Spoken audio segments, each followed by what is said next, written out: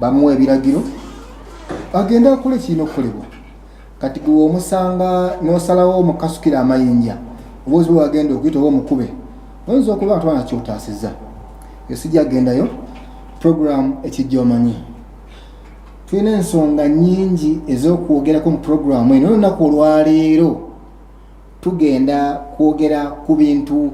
ebifaanamu n'ebyabiri naye ensubi ya leero twogera ku kwawukana kiyite divorce ne oba ebyokugabana ebintu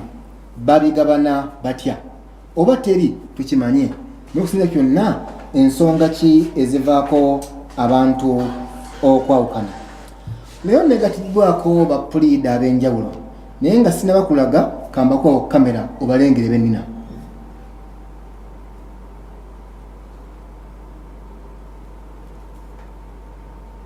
Kanso Mark Kalyango ku myaka gye 3 pulida wa kkooti enkulu eya Uganda n'amakooti amato gonna mu ggwanga. Kafulu mu kuwoza emisango gy'amaka egy'ettaka n'okununula ebyobugagga by'abamulekwa bannamwandu wamu n'abagenzi. Kalyango yasomera secondary ekibibi mu 2004 yeegatta ku University e Makerere n'asoma amateeka paka 2009. Eyo gye yava ne yeegatta ku ttendekero ly'abapulida erya Law Development Center. Wetwogerera y'omu ku basenkaggale ba Kaweesa and Partners Advocates Company ey'abannamateeka esangibwa ku Haruna Towers e Wandegeya. Ekifudde Kalyango pulida ow'ensonga ku mulamwa gwaffe ogwaleero kwe kuba nti looya mugundiivu mu nsonga z'amaka era nga gino emisango agiwoleza mu ggwanga ate nga akkirizibwa n'okuwoleza mu East Africa. Ogumu ku musango gwawozezza gwe gwa Margaret Mbatudde gwe yawawaabira Administrator General okusobola okununula ebyobugagga by'omugenzi. Kanso Mark Kalyango alina ebbaluwa okuva ewa Ssaabawolereza wa gavumenti okukola amateeka mu Uganda era nga memba wa Uganda Law Society ekitongole ekigatta bapulida mu ggwanga. Oyo ye pulida waffe ow'olunaku. Tuula owulirize.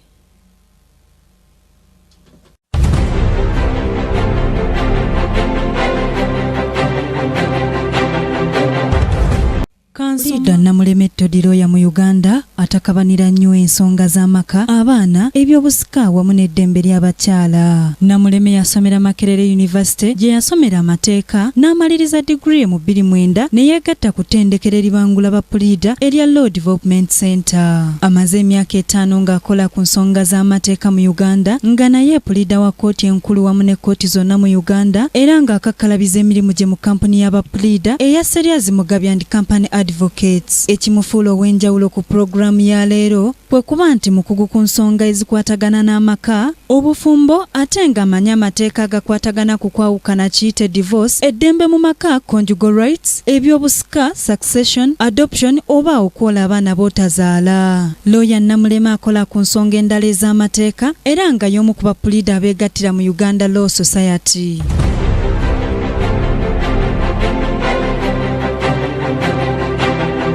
Pulida Namuleme Todiroya mu Uganda atakabanira nnyo ensonga z'amaka, abaana, ebyobusika wamu n'eddembe ly'abakyala. Namuleme yasomera Makerere University gye yasomera amateeka n'amaliriza degree mu 2009 ne yeegatta ku ttendekero eribangula bapulida erya Law Development Center. Amaze emyaka 5 ng'akola ku nsonga. Bonna bakanso we bali naye nzikiriza nkugambe nti maze wiiki namba nga nnoonyeza kuguna omutwe gw'okwawukana. Njagala nkuwe abantu aba bulijjo kye boogera ku nsonga enfaana bw'eti. Oba omukyala oba omwami wabaddewo okugenda ebweru w'amaka oba ebweru wa famire n'afunayo omukyala gwe bayita side dish. Omu mwenzi, omulala si mwenzi, oluusi omu alwadde, omu natakkiriza kumusiga bulwadde n'ayawukana n'agamba sijakkiriza kunsiga lwadde kansigalewo nga ndabirira abaana. Nze ngamba abantu nga baawukanye kisinziro ebbanga lye bamaze. Katugeze omukyalo oli ayinza okuba yakamala naye omwaka gumu ate oyo tasobola kwenkanya na gwamaze naye emyaka 10. Kitegeeza omuntu gwamaze naye ebbanga eddene nga babadde bakolera wamu beetaaga bagaba n'ekyenkanya. N'olwekyo kyekyo nange nno siwe na bapulida mbalina saidi zeeno ye kanso Teddy Namuleme. Teddy nsanyusa okulaba. Kale sebo. Practice egamba ki? Nungi sebo. Biki nakuza byofumba? Bingi nnyo. bambulizako nsanyusa okubalaba abawuliriza n'abalaba Kingdom TV. Tujja kuba nga tubatuusaako byonna bye mubadde mulindirira ebirungi era ebirungi ddala. Okay, Kalyango akomyewo. Kalyango egaki practice sijevuma naku zino oli musango ki oba okyawumudde oli mu liseesi? Siri mu liseesi kubanga saagifuna wabaddewo emisango gya criminal gye tuli tukola mu vacation ng'egenda tubbireko mu bwangu nnyo biri mu kkooti katubireke tompemereti za musango naye era waliwo emisango gy'obadde nkolako naye giri mu kkooti y'emubende gya ttaka ttaka lifuuse ttaka musajja ettaka kale kati omulungi andaba Kingdom TV amazima kiri nti bakanso mbalese bakanso nga tumanyi mulimu gwa leero tugenda kwogera ku kwawukana bwe tugamba baawukanye eriyo chance yogabana ebintu bwe banga weeri bagabana batya eza nsookere wa Kalyango eno kanso Kalyango okwawukana ekisookera ddala abasobola okwawukana bebo abalina obufumbo nendo zasokola kiki kyokwawukana okwawukana ekizibu nti ebigambo ebimu tebyenkanankana nga bikozesebwa mu Luzungu tebyenkanankana mu Luganda. Kakati bw'ongamba okwawukana ekikyenkana mu Luzungu ye separation. Separation esobola okubeera nga abantu bennyini abafumbo bano bakkaanyiza baawukane basobola n'okukola endagaano ng'ebaawukanya kyokka ate bw'ova ku muteeko ogwo waliwo okukkiriza nti tugenze mu kooti eba etwawukanya. Kakati ate ku muteeko ogusembayo kusattululwa oba kugattululwa kubanga bw'oyogera ku kwawukana omuntu asobola okukeera ku makya n'ava gye yafumbirwa era abeera yawukanye ne bba oba ne mukyala we. Naye okwawukana kwe twogerako ekisooka ku abafumbo omulundi ogudde twalaba abafumbo babaira batya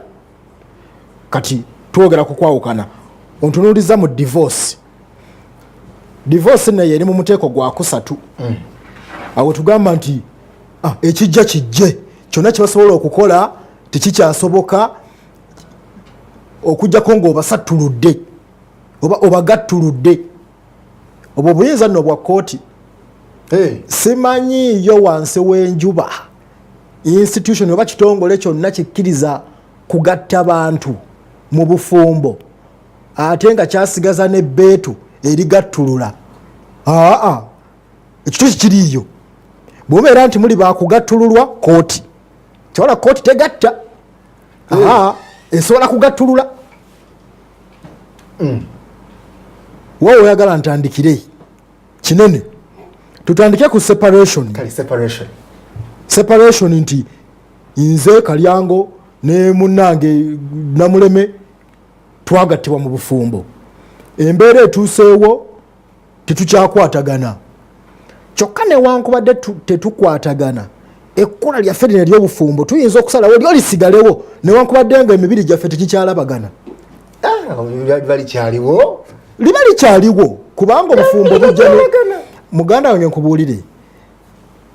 singa se kutya kwogera ku bantu bali mu ggwanga wano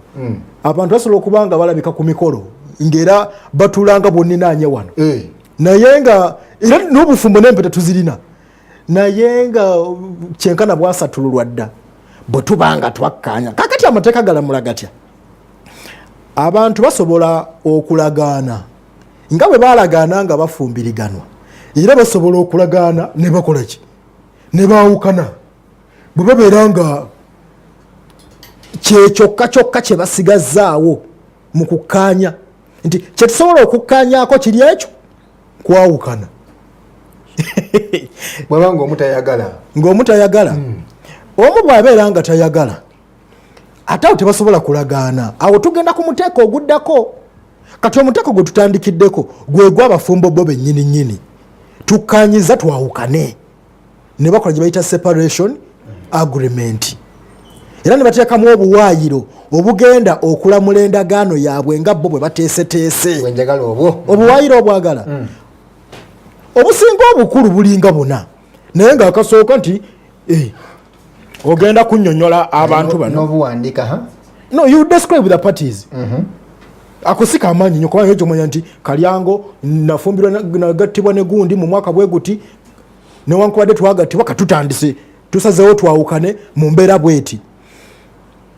ebisinga obukulu buli bwayiro nga busatu mukkiriziganya mu abafumbo buli omu okuleka munne mu mbeera z'ekisenge nemwawula ebisenge musobola n'okwawula amayumba ne mutakoma ku bisenge naye nga obuvunaanyizibwa bw'olina ng'omukyala mu maka n'omwami bw'olina ng'omwami mu maka okuddukanya amaka mu mbeera y'okwegatta mu mukwano ne musalawo buli omu agireke okitegedde ekyo ekisooka oyinza ogiyita non-molestation clause akwata ku munne tonkwatako tontabaala sigenda kukutabaala sigenda kukubanja nsonga za buliri naawe tozimmanja nvaako naye akalipo kali wano nti ate buli mwaka waayira akalala abaateekateeka amateeka gano bakayita ddamu kasita nti newankubadde sigenda kukubanja bya mu buliri nga naawe tobimmanje naye ate gye nsazeewo okugenda siikolereyo bwenzi olabye embiriga eryawo mukyala wange omulungi gwenjagala ennyo tetukyasobola kukkaanya okugjako ekintu kimu nti tetukkaanya so twawudde bwe twawudde tonsabya musenge siibikusabe oba agenze mu liivu ebanga liivu lwaki ebeeranga liivu nti kubanga mu ndagaano eno gye mukola nga mukkaanya okwawukana ate musobola okwongera mwaka waayira akale ke bayita amendiment nti endagaano eno bwe tunaaba tusazeewo okugikyusaamu ate tunaakola tutya mwamikazi bwe kankubuulire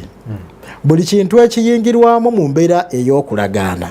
era kisobola okuvaawo mu mbeera yakulagaana kye twakkaanyaako katusobola okukkaanya tulekeraawo okukikkaanyaako ontegedde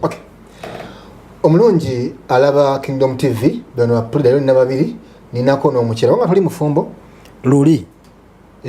nteekateeka oli mu nteekateeka okitegedde Kanso Namuleme ne oli mufumbo oba nebaze mukama nkube n'akabonero nti wazze nange sikyafudde siri mufumbo naye sinoonya tonoonya nyongera ku ddoboozi kitegeeza kati tukole bukozi program naye kikomaawo kati Kanso Namuleme nsonga ki eyinza okuvaako Kanso Maka byayogedde mu ndabe y'amateeka kubanga nze binkanze bikanga naye si byangu ensonga eyinza okuvaako abantu abakkiriza okubeera awamu okusatulula obufumbo bwabwe oba n'okuba nti bakkirizaganya okuba nti buli omu abeerako yekka akabanga bingi nnyo etteeka ligamba liina ebi grounds, how do I call them? Grounds. Omwami alina ensonga ze ng'amateeka bwe galambika ate n'omukyala alina naye ensonga ze.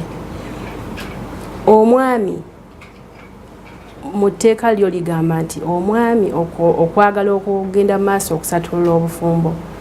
omukyala we ow'empeta gwe yawasa alina kubanga mukiyita bwenzi ngayenze ng'abalize adultery ng'abalize ate ye omukyala adultery alina kuba nti agenda approvinga adultery n'ayongerezaako n'okuba nti omwami we amubeeredde mukaawu cruelty amubeeredde mukaawu dizatinze amuleseewo amulekeredde takyamufaako okufaako kigazi takyamuwa buyambi tebakyalabagana mu mukwano that's it bye grounds z'omukyala itegeeza grounds ensonga ez'omusajja ntono ku z'omukyala ensonga z'omwami ndowooza ntono eri emu alina ye kugamba abantu nti oba kooti nti omukyala wange yabalize kimala ekyo kyo kimala omwami okwawukana n'omukyala. Kati ye ona awaaba nti omukazi abalize yayina kakasa biki eri kooti emanya etya nti ono abalize kooti etabaddeyo ani awaaba nga mukyala yawaaba tugeze ku musajja nga yawaaba omwami bw'abanga yeyemulugunya is the petitioner ye ayina kuba nga aleeta ensonga emu nti omukyala wange abalize. talina byayinza kukola kukakasa ekyo kulaga kooti nti yabalize oba kooti amala gakkiriza bukkiriza? Obujulizi bugenda mu maaso ne buleetebwa n'abajulizi ne baleetebwa naye kooti ye emutwala ng'omujulizi asooka omukulu kasita abanga asobola okukiraga kooti nti omukyalo oyo yabalize. I don't know if I can oba oyagala ngende mu details za evidence ndowooza ate ekyo kijja kuba kiwanvu nedda okimulungula mu ngeri eyita ku ngulu. Omwami alina okulaga wabaawo omukyala abaliga n'afunayo n'olubuto obutabeera temuzibu anti kati ekyo bwe bujulizi bwaleeta okulaga nti omukyala we yabalize. Singa abeera sharp kati nga weboogera atafuna lubuto kyansinga emukwata naye there is what we call flagrante delicto nti nga mukutte mu kikolwa kyennyini agamba okaddemu kubanga ebyakwogera ebyobufuzi ku TV. It's flagrante delicto. It's an evidence thing term. Okwatira mu kikolwa nti mu bwangu bakita nti akutte red handed. Tugeze nsanze abadde ayina nembayoola wambadde nsobola nembakwata bombi nembagusa mu kooti. Not that tosobola you also what are you saying? Kyengamba obakwatira mu kikolwa bakwatira mu ntya okubalaba nga they are making love they are beerigomba bali mu mukwano. Kati ye kooti emanye etya nti mbakutte lubona? Kooti ekkiriza mbayoola buyozi nga fast paka mu kooti oba osobola okulayira ekirayiro kye tuyita affidavit n'ogamba nti ku lunaku lubwe ruti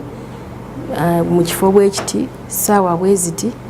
oyo noono nabakwata nga bali mu bikolwa ebyokwegadanga. Awo oyinza okwongerezaako obulalalala ng'era ng'obujulizi bwe buba bugenda nga kooti bwekusoya ebibuuzo n'obiddamu okwagala okuggyayo ekintu kyennyini. Omulungi alaba Kingdom TV program ekijja omanyi tulaba ku nsonga okwawukana okusatulula obufumbo maasi olwekiti bayita okubanga tugabana ebintu. Council Mark mukama wange sebo ku kyennengedde omukazi singa abayagala okumwawula ne bbaawe ayina okakasa kooti ebintu bingi ate ye omusajja bitono nnyo. Kati sebo musajja munnange nze nkola ntya omukazi omweta kukuluzaako? Ekyamazima etteeka erikwatagana ku kusatulwa amaka Divorce Act ebyo bye bigambo ebirimu nga pulida munnange bw'abinnyonnyodde. Eyo y'ensonga yennyini eyatanula ekibiina ky'abannamateeka abakazi ekya FIDA bano bennyini abo omwaka si 2013 wano 2013 ndowooza 2013 badduka misinde mu kooti etaputa ssemateeka ne bawaabira essango bawaabira ani Ssaabawolereza wa gavumenti yaffe yeyenda bamugamba nti etteeka eryo si lya bwenkanya kubanga bw'otunulira akawaayiro akasatu mu emu mu ssemateeka kagamba nti abantu bano bwe bayingira mu bufumbo batwalibwa nti bali ku mwenkanonkano nga babuyingira nga bukwajja nga bugenda mu maaso ne bubeera buggwaawo. Kati bubeera nga buli mu kuggwaawo etteeka ne liteeka akazito ku mukyala nti gwe oyina kuleeta ensonga ezisukka mu emu so nga ate ye omwami asobola kuleeta nsonga emu awo tewaliwo bwenkanya. Obwenkanya bulaga nti singa etteeka libadde mu layini teganga nti lweta okukazibwe nga liweta nga likwata kalyango nga ligenda mu maaso besanga namuleme nga liweta nedda liteekwa okuba nti yenna asala mu lulayini mu lukoloboze lwalyo limukwasa maanyi ge gamu nga bwe lyali kutta omulala. Abakyala bannamateeka ndowooza nga ne nange mukyala Namuleme yalimu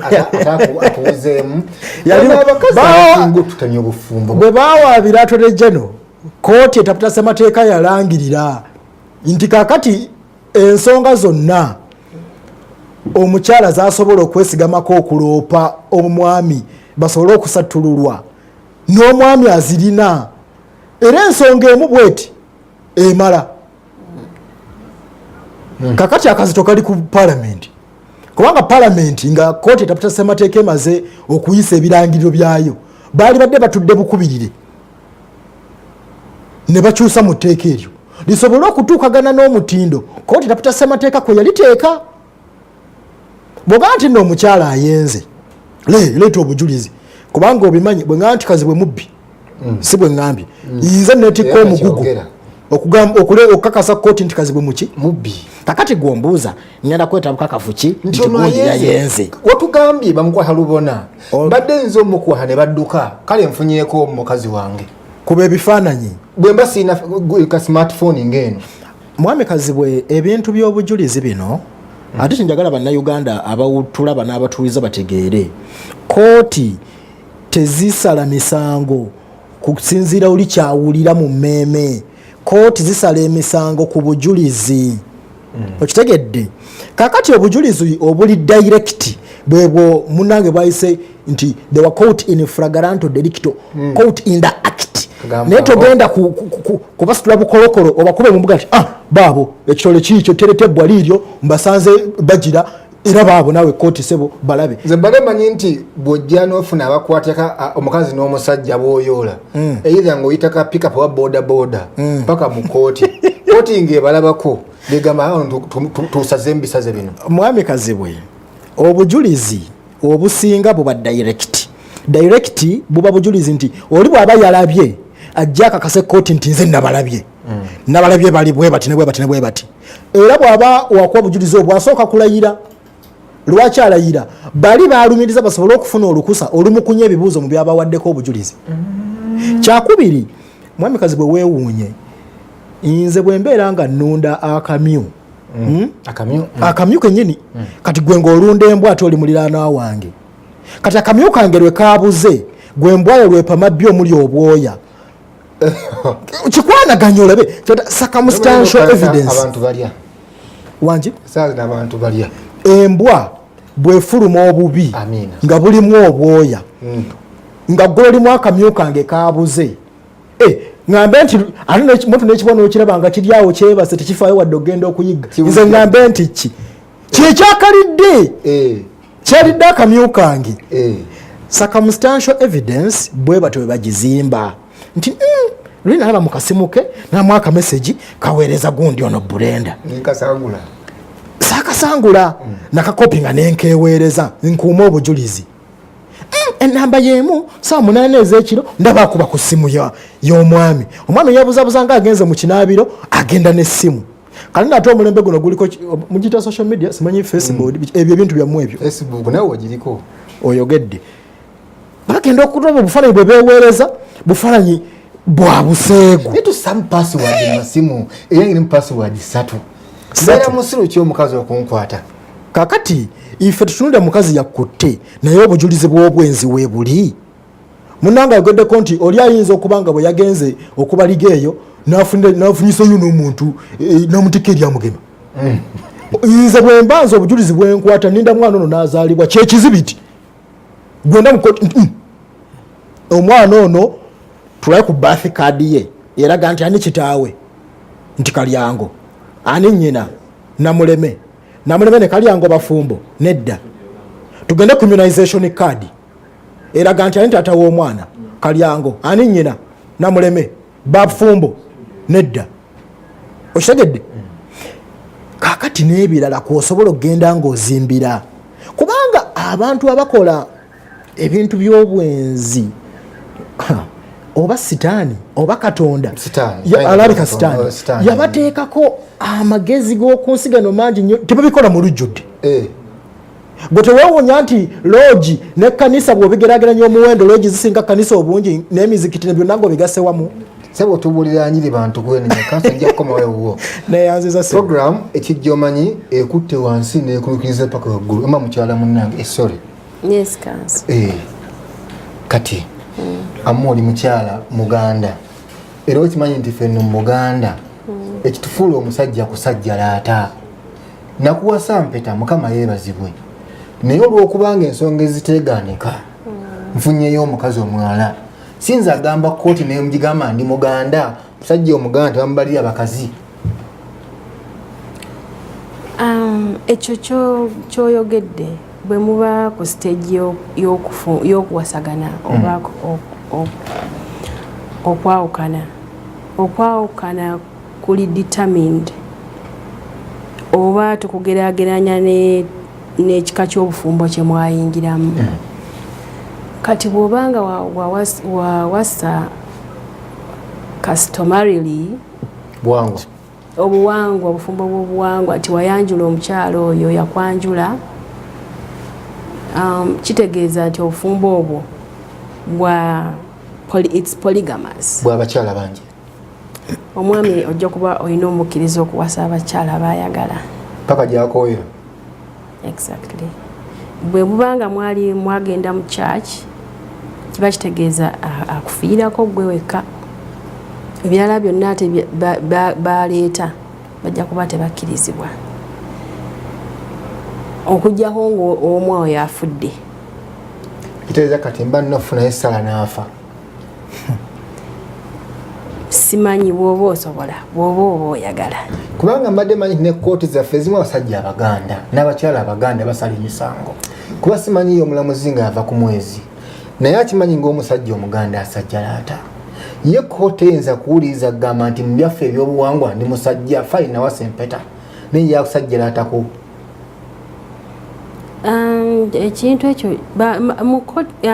cases zino buli case bagihandolinga specially with n'ensonga zaayo every case is handled on its own circumstances and facts n'ebigukwatako n'abantu abagulimu avunaana munne n'avunaana engeri kijyafaanana engeri kijyafaanana generally so kati omuntu wajjanga agamba nti obadde ogamba nti ng'oyagala kusajja laatako nyinza okuba nga njagala abaana bange mukaaga gweosobazaalako omu nga olina masters toyazaala abalala naye nga nfunyeyo nakawunde ye asobola ozaala abalala bataano okusajja laata kuyinza okuba nga tekukosezza waka omukyalo ono gwe wawasa kooti ekitunulamu naye bwebanga kireesewo nga kireesewo akatabango kamaanyi oba oliawo omukyalo omukubiye omukuluusanyiza omulagajjalidde ekyo kiba kineneko kireetawo kooti naye okuteekako akazito okuba nti ekunenya lwaki wagenda mu maaso n'owasa omukyalo omulala ate nga bombi tobasobola olaze obuta you're not capable, you're not toyina busobozi. Toyina busobozi. Okay. Kati omulungi ndaba musawa ngeno tukwatayo ku masimu bakanso baba osoba ku simu nubabuuza. Oyinza okugamba ekyange kya kanso namuleme n'omukyala. Baddembe ly'abakyala atwaganyiza abakyala baffe. Ne tubayo n'ono kanso embula kalivu. Kanso maako n'oga kyefu ky'abasajja. Butunaako muombuze n'okubuuza obanga omusajja asooka okukwata mukazi we. Kale, hello. Butwa n'essimu tugera gikwata nenga osobola okubeera nga otukubira essimu yaffe eri 070M939 tugere kubanga tukwata amasimu gaffe osobola okukuba essimu etwogeramu teryagaana kuba simu bakanso webali era bagenda kuddamu ebibuuzo besinza kuddamu onako lero tukwata ku nsonga y'okwawukana mu bufumbo n'okubusatula ne tukwata ne maaso awo okugabana ebintu asinga okukunyumiraho kiri nti bw'obanga okubya essimu ogende ku Villa TV yo obuuze bakanso bakuddemu bwe mbanga naali ku ssimu nga tugikwata. Halo halo halo yes sebo halo kanso muwandiike bulungi sebo halo Yembuza gwani oba nze bampita Daniel. Ekyembuza nti no kati bw'obeera n'omukazi ng'akutulugunyanga era akukuba kati omukazi akukuba tekikirizibwa kale golina bubeezi munafu ng'omukazi akuwutula tekikirizibwa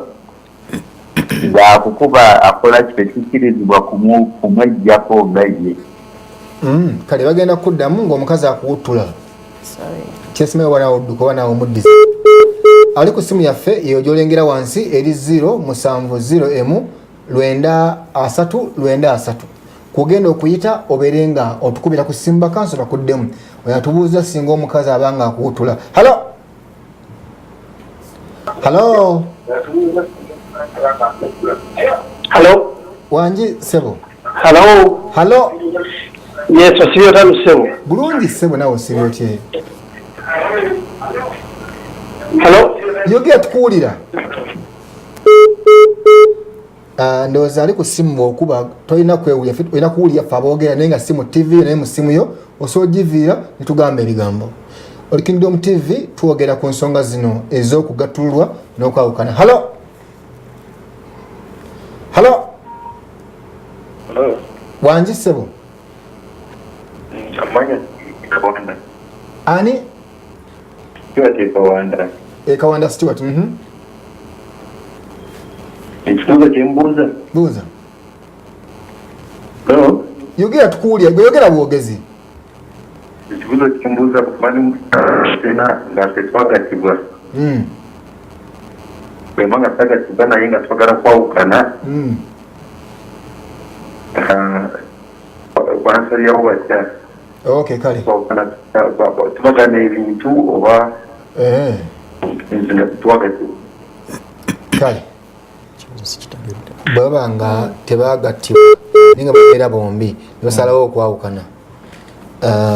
ndowooza tukole tutyo tunagenda mu kuwummulako tugabana ebibuuzo. Kansooke na kanso maaka kanso maaka semba nasembye bantu tebagattibwa naye balina ebintu bagabana ebintu oba bwomba kola mu bwenga dduka. Mwami Kazibwe wandisewo abantu abatali bafumbo tebasobola kugabana bintu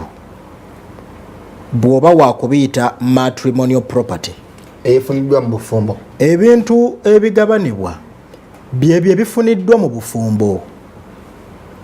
Kakati abantu abatali bafumbo okubagamba nti bagabane eby'obufumbo nga tewaaliwo bufumbo oba obuzaabuza. Wabula abantu bangi basobola okukola ebintu awamu. Oyinza kukiyita joint property nti ebyobugagga bino b'ebintu byebalina babikoze bombi newankubadde si baki si bafumbo. Kakati awo amateeka bwe gabeera galamula tegagenda kulamula bintu ebyo nga gabiyita matrimonial property kubanga tewaliwo bufumbo. Kyokka gasobola okulagira nti mu bwenkanya ebintu bino twabikola ffembi era tubigabane. Buli omu bw'aba asobola okuzuula omugabo gwe yateekako bw'ebeera nnyumba tetuli bafumbo naye ojjukira nti ensawo za seminti 10 gwe wazigula nange nengula lole y'omusenyu bwe tutyo ne mugabana bwe muto. Temugabana matrimonial property kubanga temuli baki bafumbo wabula mugabana joint property inganze naawe bwe twalikoze business ngabo omukago omukago gwange naawe tegutuwadde bufumbo. Kakati mu Uganda wana abantu bangi bali mu kalipo bwe katyo. Akalipo bwe katyo omuntu abadde ne munne myaka 20 tebalina bufumbo bwonna obwekika kyonna kyonna nga bwe twabumenya omulundi oguwedde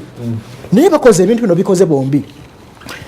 amateeka gatunula ne gagamba nedda newankubadde ebintu bino byemukoze si bya bufumbo naye mwabikola mwembi mubigabane mu mbeera bwetyo etali ya bufumbo naye okusinziira ku buli omu kyakoze eki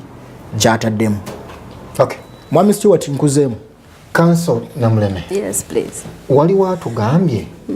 nti omuntu abanga kuba omusajja ng'omukazi akuba eri abakazi nalwali abakuba abasajja sinza agenda amateeka gatwawula n'empona emiggo gy'omukazi asobola nga tayenze asobola nakyogeddeko neŋŋamba nti eyebeera cruelty ku muntu okumutulugunya kubanga wagambye nti wayise ground nti ground yasooka byonna yakubaliga ontabalize omusajja omukazi tabalize ne buli wakomawo nakuba omusajja naffe tuli bantu emukuba kati omukazi nankuba emiggo amateeka tegamuwa ku chansi twawuka n'empo n'emiggo gamuwa chansi eyo ebeera divorce wa separation kyebaagala gasootwa divorce omanyi nga kooti tenakuwa divorce absolute egenda mitendera nga tenaba kwawukanya abantu. Actually divorce is very difficult. Kooti okwawukanya abantu kintu kizibu nnyo ddala. So yensonga lwaki era omuntu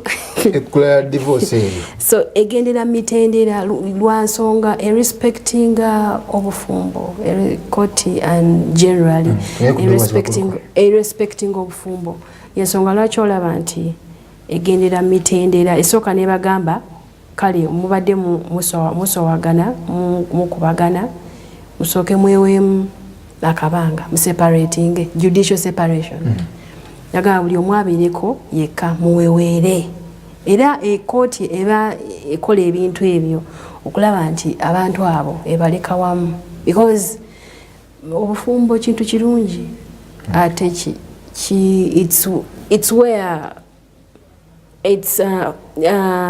where a family begins from. Watandikira family. Watandikira family, and you know what it means. A family is the basic unit of a state. Charity begins at home. So kintu kikulu nnyo ekikola mitendera ngera egezako okulaba nti abantu bano baddamu ne bakwatagana. Kati oluvaawo ku judicial separation bibeera bya myezi mukaaga weewuunye ng'abakyankuba anti bakugambye oli sooka omwesonyiwemu okwo emyezi 6 tulabe oba naawe weera bamu naawe weera bwe muvaawo ne mugenda ku judi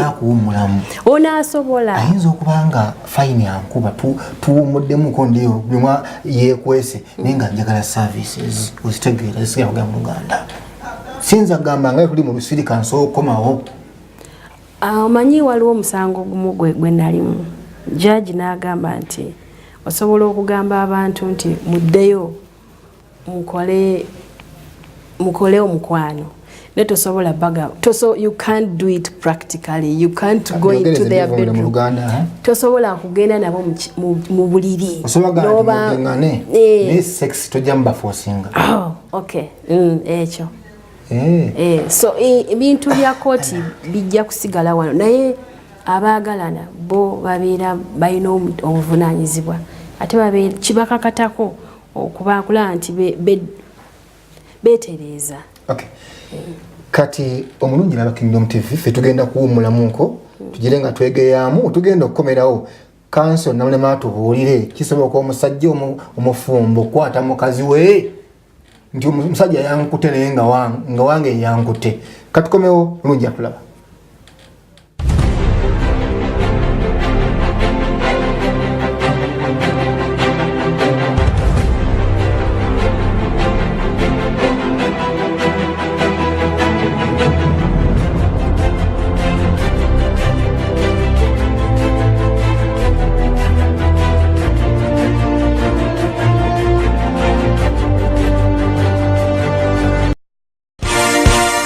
This is Kingdom TV. I said don't kill my rhythm, I am covered by the bass. My motor insurance is covered by the best. Nothing can kill my rhythm. I am covered by the best. Retirement can't kill my rhythm. I am covered by the best. Life has good rhythm when you're covered by the best. School fees, medical investments are covered by the best. If that strike now, I'm covered by the best. ICEA, how you do it is the best.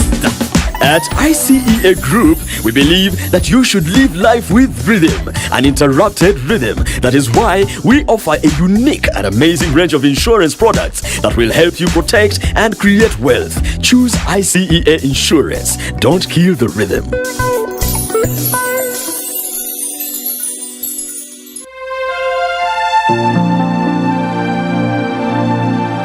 Mukama gamba ndikulembera mu ng'omuliro ogwokya, ndikulembera ng'omuliro ogwokya. Essaawa yeno ya muliro, omuliro gukutula enjegere, omuliro gukutula emisambwa, gukutula endwadde, gukutula buli ekyakulemerako. Amaanyi g'otulo gali mu lukokola, anti bw'otolufunya teweebaka. N'amaanyi g'olunaku gali mu ssaala y'okumakya. Kera buli lunaku weefunira omukisa gwo era otandika olunaku lw'omu maanyi mu program The Prayer Hour n'omulabirizi David Kiganda agenda kuba akusabira oyite mu lunaku lwo n'amaanyi kuva ku saa 12 ez'okumakya paka ku ssaawa 1 ey'okumakya okuva ku Mande paka ku Lwokutaano. Tosubwa okusaba kuno, bulirako n'oyo gw'oyagaliza omukisa wano ku Kingdom TV wokka. Give us strength so we'll be saved. Where's my money? Iwe nkokorika. Nalutogotyo. Mtabani, Eragaya, hati mbano, we have to save, okay? We have to save. Ate chikomi eje chiri omumpare chinkurebe kyo, chihem. Yabari. Asena, wande bananyira kureba. Aha. Ate mbaye chikomi ya. Mbaye chikomi ni chabanyo chene. Ochene. Aza tambuza. Nyabara we chirete. Iwe, at Kurene Bank, manya, they give you interest when you're saving. Saving is easier than you think. Eshikatota yaza keigahara.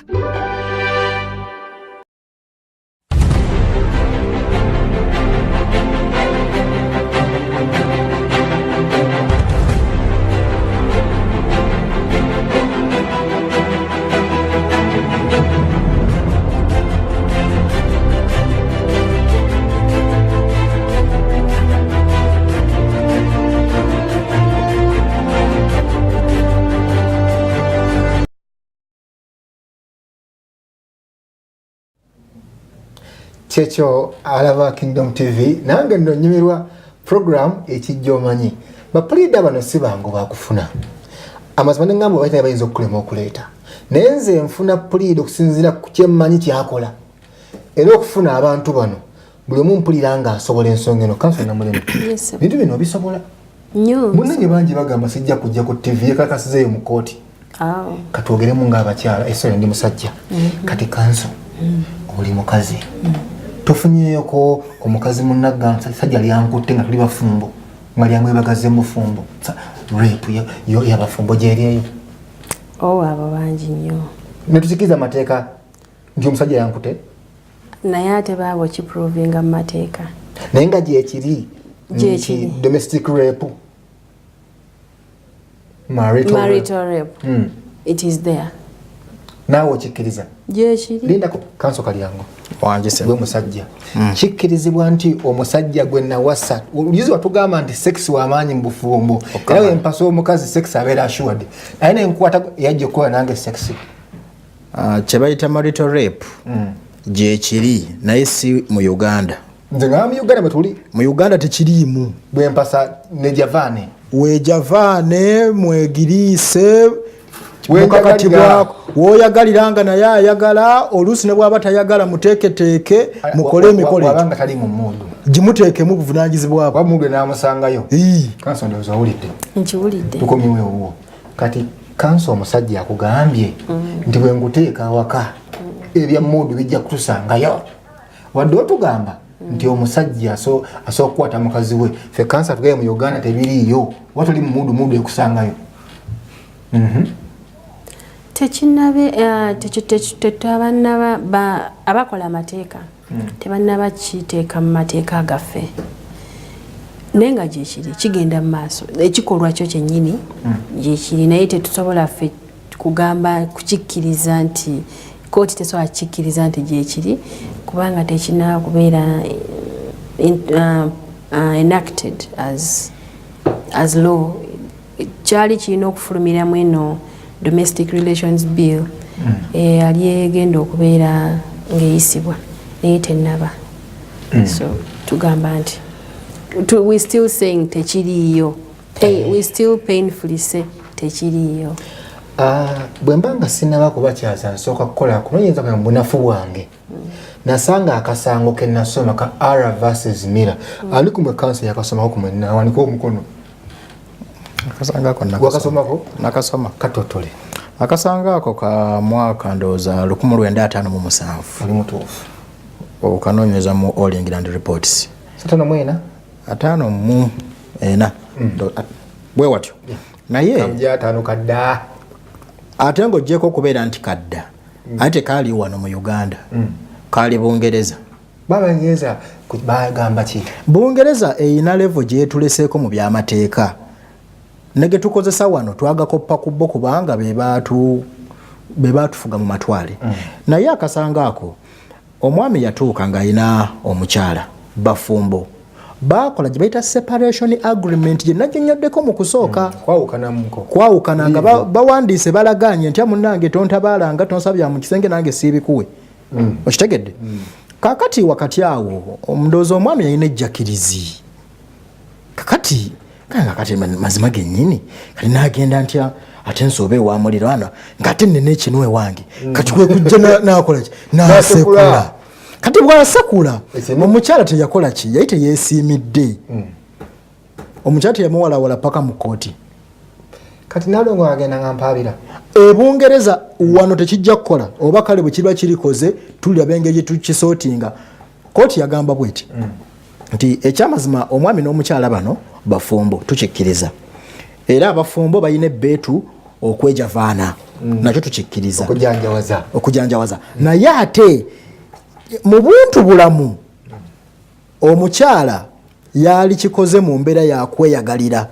kakati babangeza kye baatulekako mu mwaka gwa 5 mwena gwe twogeddeko omusango olwe gwaliyo nti bo batono kye bayita human dignity nti bwe tubeera nti tufumbiriganiddwa nsigadde ndi muntu nga naawe oli muntu kakati gwe togera nga nti wonna weeyagalira wadde nze njagala oba saagala akazibu akali mu kintu ekyo singa onzikiriza okwogera ku tteeka lino eryali ligenda okutuleeterako abasana ddala ffe abaami nkuwasizza lyabadde awagira omukyala eryo lyennyini kangende masimu tujja kukwatagana omulungi alaba Kingdom TV ono kanso awagira eddembe ly'abakyala ono ali ku ly'abasajja kati wetwogerera essaawa zino nze mulamuzi era singa mpitamayiro dotakoze mutawaana gwonna ene kooti gyendimu nze your lordship kati esimu yaffe eri 0-7-0-1-9-3 bano bakanso bambuuliza ebibuuzo osanga nzibanga sirina bingi halo bakanso muwandiike halo wangi kale sebo naye gyebala eddoboozi yesebo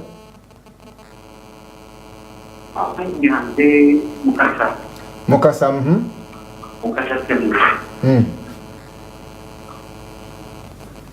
yogera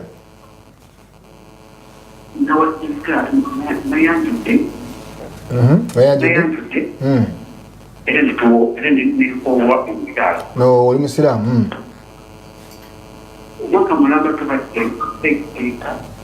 nteekateeka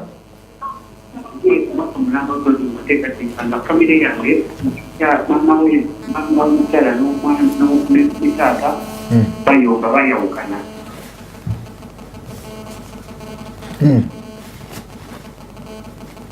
kakati okwanjula litufaayo libagana okuva omukyala wange ebbanga lyonna olikomawo ekampala kama wewe Kampala mama wewe hata mtoto okutwala omwana wange mu kutanze moyote era kwenye bampowa ewakanya kuliwa kati waitewo mwezi gumu msele n'agamba muwola nitakukoyizira n'atambula n'agenda kati okumeka kakati kubanga nyaga bati ate eri bantu bali bintu byange tebanyega bambi kale ali ku simu wokuba totoyewulira ffe ogenda bugenzi speed nembanga sogedde esimu yaffe gyolengera eri 070 930 ekijjomanyi ye program ne bapulida kuba simu twogere oyinza n'okuba ng'olina ensonga yo kale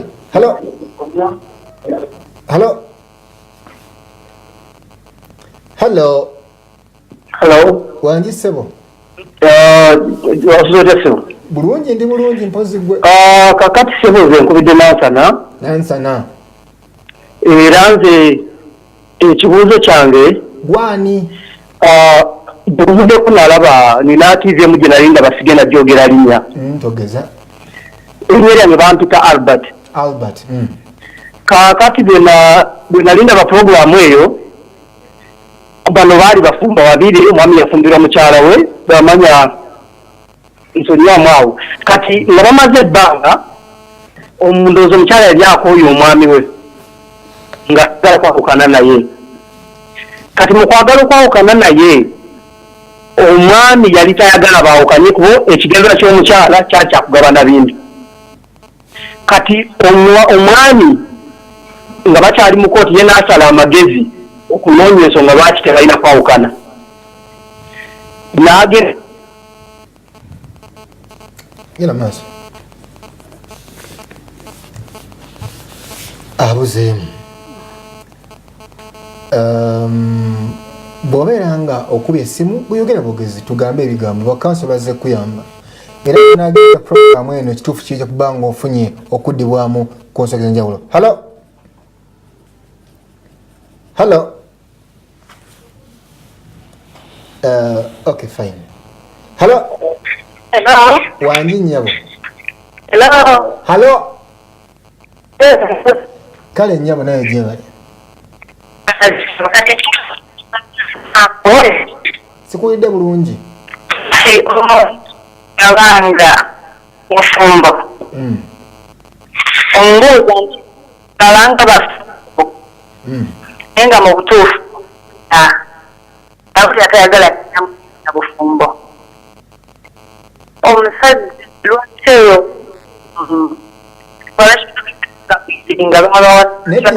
TV gikendezeeko TV gikendezeeko obuuze buto halo ndoza kati akuba TV akuba simu kola bwoti simu gigyeko so TV gigyeko oba kendezaako mbenga sikuwulira eno olina kubanga ompulirira mu simu yo si ku TV yo halo wangi nnyabo Kingdom TV gyoliko nnyabo kakati twafundirizana nkulike amanya ani twafundirizana bwe tumala okufundirizana mu mbaga twafundirizana nga ndi mufumbo mwanjule era mbaga kakati tumaze ebbanga nga tetuli wamu tuli myaka nga 10 temuli wamu naye njala kubuuza bakubuuza buli lwe tugenda ng'oba oyagala bakibatwala sente nyingi bwekyo sente zaki zebasaba divoosi etwala sente nyingi ntegedde ez'okuwoza divorce okuwoza kakati n'ekirala kakati omusajja nga talaliriraku abaana abali babiri naye alabiriraku naye nebintu byakwabukakanya bamaamawo ekyo mbadde njagala ntegeere bwekikola mukyala muwaffe oyagala kubona mami ani abakuddamu ku bombi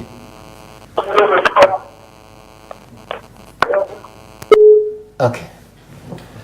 tuddemu ndiza ebibuuzo ebyo tusooke olinawo mumaka kyolina ekibuuzaawo mu bufunze tuddamu no ribato nja kuddamu mwami Mukasa ono sooka mwami Mukasa mwami Mukasa yatugambye yayanjulwa mu nkola y'abasiraamu ne bamuwoowa bazadde b'omukyala be yawoowa balina entalo zaabwe baagaana okumuwa mukyala we ebintu bye baabirya mwami Mukasa bwe mba nkuddamu bino bye nsobola okukugamba ekisooka omukyala ono alina emyaka emeka gwe wawasa katukitwale nti asusse emyaka 18 oyo bw'abeera nti asusse emyaka 18 obufumbo bwakyeyagalire bw'abeera yalya ebintu byo nga bakuwoowa naye oyo mukyala wo yennyini etteeka eriramula obufumbo mu Kiyisiraamu Marriage and Divorce of the Mohammedans Act bye mwakola byerikkiriza ebintu bye bakusaba kansubire nti n'omukyalo ono yennyini wamuwa bye yakusaba ge bayita amahare bw'oba tewagamuwa si mukyala wo bw'oba wagamuwa giroteeketeka omunoneyo omuteeka ewuwo nga bamugaanidde amugaanidde yaani nga si gwe yawasa naye abasiraamu abasiraamu mbamanyi bwe babeera nga akulemeredde okujjayo ng'omwagala ng'akuyita ampite kanso temukowa miggo emiggo tugikoowa n'ennaku ezo waliwo alaga tukubira emakindi wano babazinze batuzinze nengeramu enjula amakooti tudde ku mulamwa gw'omwami ono bazadde be banyimye omukazi bye bansaba nabibawa naye bye yansaba nga amahare nagamuwa abaffe ani awawaabirwa ojja kwawaabira babazadde obavunaana ki kukulobera kutwala mukyala nga ate be bakusalira ebintu n'obibawa beegaggawaza mu lukujjukujju oyongerako omukyalo no kubanga gwonoonya naye kyesisuubira nti bwe munaamaze okusika emigwa mu kkooti onaaba okyasobola okuwoomerwa obufumbo kaakati awo ojja kulondako kimu ku mukyala n'ebintu by'oyondako ki bintu bwebeera nga bintu tubawawaabire bazze ebibyo bakuteremu n'amagoba bajja nakukuliyira olw'okwononera obudde bwo bwonna obwenkanidde awo n'ebintu byo bw'obeera ng'owulira omukyala gw'osinga okwagala gonda bugonzi kubanga newankubadde ndi pulida sijja kuwa magezi ate gagenda kukuwaganyaza ng'oluusi gayinza okujja ku kyewateekateeka wayagala mukyala olwabwo oba ng'oyagala mukyala entalo z'omwami azaala mukyalawo n'omukyala bwe bazaala mukyalawo tezaali kulobedde kufuna mukyalawo bwe tubeera bakugenda mu kkooti ate nekirungi nti kkooti za shariya ne wano ku Muslim Supreme Council weziri ate mu mateeka ziyimirawo bulungi nnyo ezo ensonga tusobola ozikolerako mu kkooti eyo newolaga nkubuuliddewo okyalina kyonjagaza muganda wange ati akulabulabi kanso namulema olina kukibuuzaawo ekibuuzo ku mwami Muhammad ebituweereddwa byobadde wandiika ono Florence eyadde akubuuza ebibuuzo Albert Wenasana yagambye nti omukyala ye omukyala we yagenda mu kkooti nga yagala baawukane ate yo omwami n'asala olukujjukujju n'ayagala agende astayinge proceedings ebyokwawukana mu kkooti abijjeyo tetukiwulidde bulungi kyagambye naye ekyo kisoboka basobola okutuuka wakati bwe baba nga babadde bagadde okwawukana basobola okukola kye tuyita separation agreement bategeeragana ne bagamba twawukane naye tukkirize twawukane bwe tuti nga tebasse miguwa tebaleese bya bujulizi they do the lawyer nakukolera agreement tugiyita separation agreement. Ekibuuzo kibadde ndowooza erinnya naludde Grace baagattibwa n'okwanjula bakukola bamaze emyaka egisukka mu 10 tebalabagana. Yatubuuza lwaki tuseera nno bapulida bakimuseera twogere ku ekyo nkubuulire mwamikazi bwe omulimu gw'obwa pulida gwe gumu ku mirimu egy'ekitiibwa ekyakiwakanya abuuze pulida yenna omulimu gwaffe gwa kitiibwa naye ekitiibwa si kye kireetera okuseera. Nkubuulira nti okuzza obujja ebbaluwa yo yokka ekukkirizisa okuddamu okuwoza omwaka oguba guddirira emisoso weegiri awo mingi nnyo era gitwala akasente. Kakati ate nno mu nsonga bwe ziti ez'amaka oluusi tetutya na kusaba ssente. Ezo ze zimu ku nsonga ze tukkirizibwa okuwoleza n'obwereere. Nkusombera abafumba basobaganya ebyo bakola ku bwereere. Nsobola bulungi nnyo sikinaako mutawaana. Nze gye nkifuniramu nja kukulengezaayo nti bwe mbeera nga nziza obujja ebbaluwa yange kye bayita continuous legal education CLE banneetaaza points 20 nsobola okuzifuna mu mbeera ey'okuyamba abantu okuwoza emisango gyabwe ate n'okubwereere. Okitegedde? Kakati mukyala nawedde erinnya lya Grace wabaawo eyamuseera munnange siyinza kwogerera oyo eyamuseera ajeewo gwakolera obwereere aweereza mukama nze akamwa nina kange sirina ka munnange kati olinga yamuseera naye tulina omukisa nti kati gwoze okolera bwereere tumukusombere Grace ogenda muyamba. Grace kankikugambe ku mpewo kuno nja kukuyamba ate sijja kujja kwadde olwataano okujjako nga lugenda ku photocopyinga mpapula zo ate ezo ga photocopy ya 200 bwebaayo nga ya 200 ye andeetere empapula omanyi nasomako wandege yaawo waliwo ka restaurant nga fooko opangisa 15,000 nga emmere ya bwereere kanawe oyinza ogenda kanso noba nga photocopy ya 200 oba 800 naye ng'omwoleza bwereere. Si kyenja okukola ekyo naye okugezaako okufunira ekyokuddamu mukyala Grace babadde bakola obufumbo bamaze emyaka 10 tebalabagana. Kakati obudde obwessalira mu mateeka obukkiriza omuntu okugenda mu kkooti n'asaba nti kkooti etugattulule olw'okuba nti munnange yansuulirira bwa myaka 2 bano bali mu 10 bali mu nsuusuuba bayitako dda. Naye waliwo okubeera nga omuntu yakusuulirira temukyalabagananga bafumbo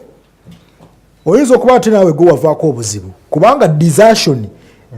ekola emirundi 2 okulekerera munno osobola okulekera munno nga gw'otambudde n'ovaawo osobola okulekerera munno nga yakoze ebikuletedde okuvaawo emirundi egyo physical desertion ne constructive desertion. Singa mukyala Grace oyinza okubanga embeera gye wateekawo etesobozesa mwami wo kusigala naawe emyaka egyo gyonna ng'okubeerawo kwe kuyinza n'okuba kuteeka obulamu bwe mu buzibu nga gwe wavaako ekizibu naye kati situnuulira ani yavaako kizibu. The fact is there was desertion for 10 years. Etteeka ligamba myaka 2 gyayitako dda. Bw'obeera oyagala katugeze ogala bufumbo bulala nga tojja kubufuna ng'okyayina obufumbo buno bwe wayingiramu noono munno gera mu kkooti osabe kkooti ebasatulule ku nsonga nti omwami yansuulira. Akalala kabadde ku baana nti ate abaana bo banaakola batya. Totubudde baana b'oyina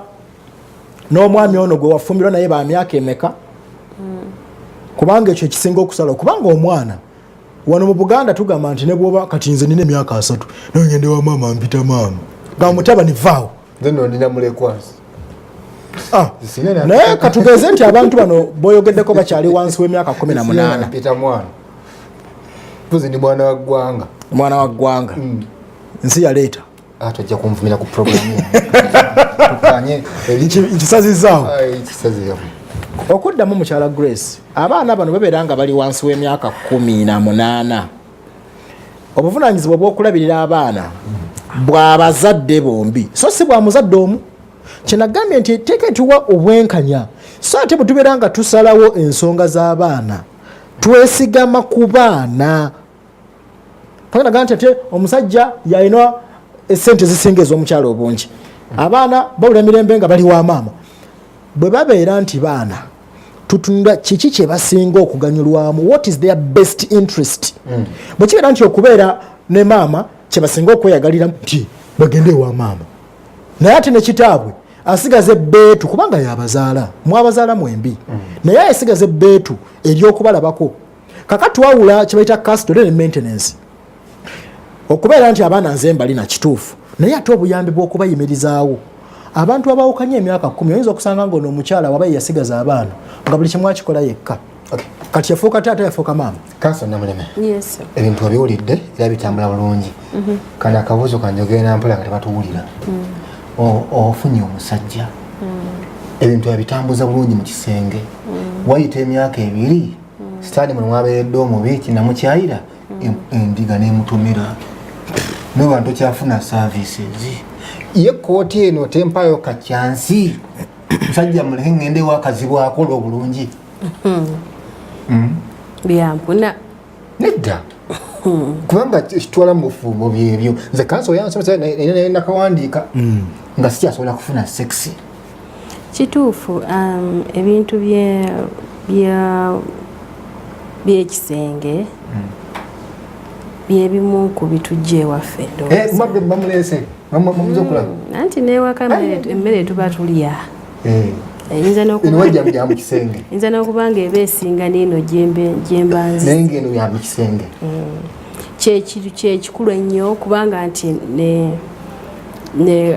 kubanga kirina ekintu ekirala ekikyeyongerako nti ababiri munaafuuka omuntu omu then you multiply so it's kirina it's topped up so kikulu nnyo kuba era bwe kiba kiweddewo kisobola okuba ground naye eriyo emisango mingi waliwo omusango ogumu waliwo n'omusango gwe nahandolinga nga nakatandika it was an engineer omusango ogwo gwanyumira nnyo gyemisango egisinze okunyumira mu bintu bino naye munnange wayitawo akaseera katono nakuma n'amaani azuukira yazuukira nga ntandise fayirinze n'omusango oba okyafayiringa butuuse wakati n'azuukira bambi n'azuukira nasanyuka nnyo gyemisango gyange egimu kuginsanyusizza ennyo musajja kuzuukira mubafu kubanga ffe tugamba nti paka okufa kutwawukanya ono ye afudde kati sajja n'azuukira omusajja yazuukira singa teyazuukira n'asanyuka nnyo n'omukyala n'asanyuka kati yagamba nti kanso va mu kooti nze nzuukidde yakubira kasimu nagaa kanso twogerera nze kati nzuukidde bajja n'ekizibiti ekyaki bajja ng'omukyala alina ettu bali baye nti bajjire bagamba awe nzuukidde byonna bakomawo ne babintegeeza era ne bagamba omusango ngugjeyo mu kooti nesanyuka nnyo nnyo nnyo ng'era n'omukyala alina ettu sente zakomaawo badamanyi nti ekizibiti ky'omuntu azuukidde yejja n'azuukirira awo nogamba nga bakize kati kanso maaka ofunze wulira kano mpulira sebo nyinza okubanga feno mu balokole wakyadde tukkiriza tunagatta muntu bakebera HIV sirimu nyinza okubanga nga twakerabira lero otuuka mu bufumbo nga omu kumu alina akawuka kira discordance kati nze atalina nzikirizibwa okgenda batwawule discordant couples nyingi omu mulwadde w'akawuka omulala si mulwadde w'akawuka naye kibayisa discordants nti musobola okubeerawo mwembi ng'omwaka ayina omulala takayina naye ne mutasiigagana bulwadde obwo kakati mubeera nga katonda abakoledde ekyamagero ne muzuula nga temunnaba kusiigangana bulwadde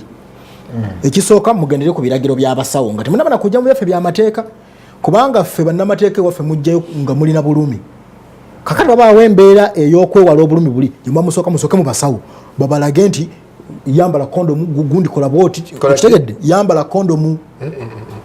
ebyo byabasawo sena byaffe byamamateeka bwe kibeera nga kisuseewo ku eyo stage nga katugeze munno gwe wakola naye obufumbo kondomu agikooye ayagala katugeze kuzaala mwana kakati munne atya nti singa tukola ekintu kino nga sweet tetumunuunidde mu kaveera agenda final luto nja kulufuna naye ate n'obulwadde mbufunireko ekibuuzo kyo ekyo kyetera abafumbo bano okwawukana amateeka gaffe gati teganaba kukiramula galeka tufe bwe wabaayo ababaka abatulaba nga mutula mu paalamenti awo muba mutandikira tukiramule kubanga olwaleero sikirinaako bumanyi bwa nti etteeka ligamba nti omuntu bw'anaafuna siriimu eyo naabeera nsonga yakutwawukanya kubanga ensonga eziviirako okwawukana oba kibayita divorce tuzirabye muki mu mateeka eyo si yemukuzo bwebeera nga si yemukuzo togenda kugitondawo so akasito kali ku bannaffe abakola amaki amateeka kubanga ffe okutuyita bannamateeka tunamateeka nga bwe gali nga bwe gali tugenda kumaliriza ndowooza kamalirika nga tusiibula ddamu ne kano watugambye nti ekyakujjiwa mmwe zaali ensonga za kisenge z'otafunanga n'ebigenderwako nga biki tujja biddamu ebyo kati tubuuza singa ensonga ezaakuleeta ono kalyango tazikola bulungi naye n'owulira ku lugambo nti ate kazibu yeekansa kafulu toyinza okugamba nti kooti ebaawula etono kazibwe omulungi mu nsonga ezo ebintu marriage vows so zeewuunyisa ebirayiro abantu bye bakola nga bafumbirwagana bigamba nti mu bulungi nga bwomaliriza nga tumamba mu bulwadde ne mu bulamu ate oba tomanyi obubi bunajja butya oba tomanyi obwavu bunajja butya so byebyera naye kisinziiranga engeri bekikwatako gye basazeewo okugonjoolamu ensonga zaabwe omu gwasalawo n'agamba sikyakigumira kanguveeko nkumaze kumaliriza asobola okugenda mu maaso nakirambika mu kooti naga ensonga enjagala okunjawukanyisa n'omuntu ono takyakiika mbuga naye ngaokuba nti abantu bayambagana okuba nga baddawo kyekyalisinze dakika nga 3 zimba ensonga yeggwe ne kansa atubuulize ku kya abatulaba ensonga eyalisinze obukulu nti abantu abafumbo bafube kulaba nti tebaawukana okwawukana kubi kusattula ebintu bingi kwe-affectinga economy kubanga abantu bwe babeera babiri babeera bakoze ebintu bingi babeera bakoze ebyobugagga baba bazadde abaana they have impacted society on a big deal so it would affect so many people sirabangako baawukanye naye bwensoma emisango nange mpulira nga kiba kinkutteko kibi nnyo naye sinoonya noza seetaaga saala ngenda kusabirako musajja wanaaba akubuze tambuze wanaaba akubuze wakiri atwala eggwe kale sikigaana nnyo sisijja kigaana nnyo naye bwe kiba nga bwatyo mukama wasiimye kale naganye kanso tusiibule bambuuza ku kintu kya saluti kyekibadde kisembayo saluti tusiibule ne saluti olwakumbuuliza wano mu kapasite yawe namateeka obeera bize nnyo obeera mu kooti ozeyo mu kyembazi ovuza yondayo ne saluti niba nga ofudde ekyamazima ekyo ekibuuzo ngenda kuddayo nku referring ku basawo nga tonnaba kujja waffe saluti bw'ebeera etandise okubula omusajja weechecking abakyala abo balaba nagamba nti ekintu kya sekisi kino kikulu nnyo sisobola kukimalayo kubanga laba bwe mugattibwa ne mutakikola obufumbo bufu nalite bwe mufumbirwa ne mukikola mu bukonsumetinze bukwajja wakati awo bwe butuuka nga tokyakikola ebbanga nelyekulungula agenda gamba wandizatinga sexually you sexually deserted me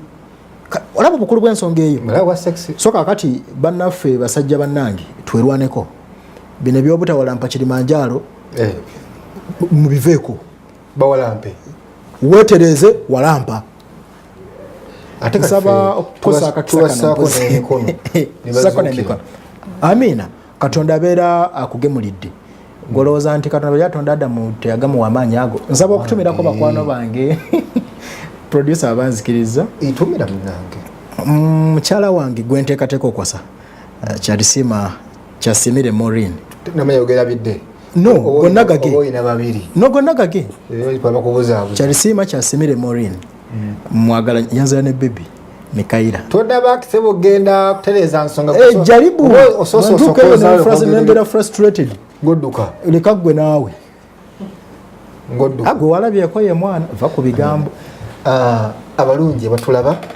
sigenda kusokkawo ne mbadde ngamba nti obanga olinayo ensonga ezifaanana ku z'amateeka ontera okubeerawo ku lw'omukaaga n'olwokubiri ojja ne twogeramuko ne tulaba amazima ezimu sina za kkooti ezimu za kukuyambira bwereere nyinza okuba nga sijja kuwa namba yange ku mpewo ono pulida nze mbayina nokuba nga omu ye yakubba otujja mwekwatira ndowooza ku lwa bannange bakaba bange Mark Ziwa nina Kaire Michael nawo jjejje ne Bishop Daudi Kiganda kambagalize ekiro ekirungi enja ku ssaawa 2 tugenda kugiddamu sola bulungi weeraba.